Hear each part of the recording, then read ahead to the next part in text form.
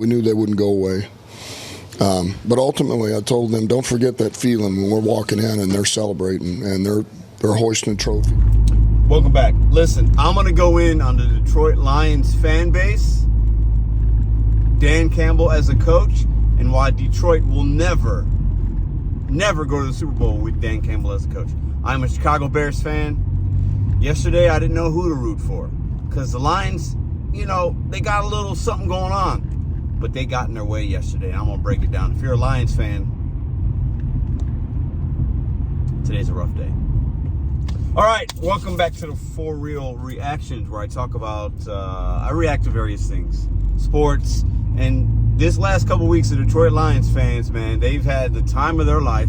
And yesterday, their savior, Dan Campbell, fucked them.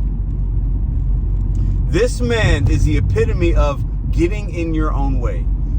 When I talk about your biggest strength, your biggest weakness, his aggressiveness, his ego got in the way yesterday. I have watched a lot of football. I'm not a historian. I'm not an expert. I've watched enough as a fan to realize that when right before the half, they kick a field goal, right? They kick a field goal. They got 3 touchdowns to make it 24. And he thought about going for it on fourth and goal from like the 2 or 2.5. And his ego almost got in the way. Instead, he took the points. And I'm thinking, Dan Campbell wants to win this game. It's not about him. He's trying to be a coach now, not just a motivator, because Dan Campbell's a motivator, an extremely effective motivator, good leader, horrible coach. Those things are all different. We'll get to that in a minute. He kicks the field goal. I'm like, okay, man, Lions looking good. But the 49ers are going to game plan. Kyle Shanahan, they're going to figure it out. They're going to score a couple more touchdowns to make it a game at some point. They did that. They scored 17 in the third quarter. Dan Campbell has a chance. It's 27-24. They're losing by 3. They're in field goal range with a kicker that has a decent leg, good leg. He decides to go for it because of momentum. Not realizing that with 6 minutes left to go in the game, you tie the game. Because even if the 49ers do something, you're probably still going to have some time to get the ball back. And if they don't, and you stop them, then you have the ball with less time on the clock. And you got a chance to kick a field goal, get a touchdown, to win it possibly. Dan Campbell's ego got in the way yesterday and cost his team a chance at victory.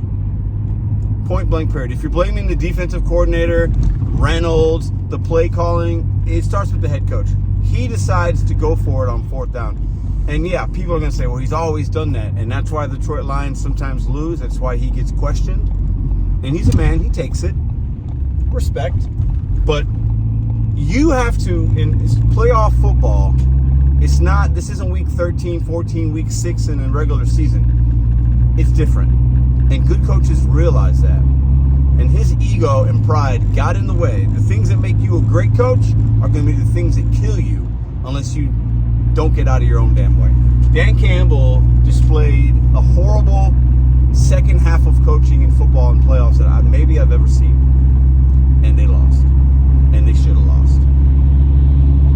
Dan Campbell's he's going to be a great motivator, a leader. People are going to want to play for him. But if he continues to get in his own way, Detroit Lions will never win a Super Bowl, never make it to a Super Bowl. This is as close as they got. Up 17 with only 1 half to go, and they couldn't do it. He got in his way. He's trying to be too cute. Detroit Lions fans, I want to hear from y'all. I don't know how many of y'all are going to watch this video. I know you love that coach. And, hey, listen, I'd like him too, but when you play with fire, you get burnt. He got burnt yesterday. I think the Detroit Lions should have won that game.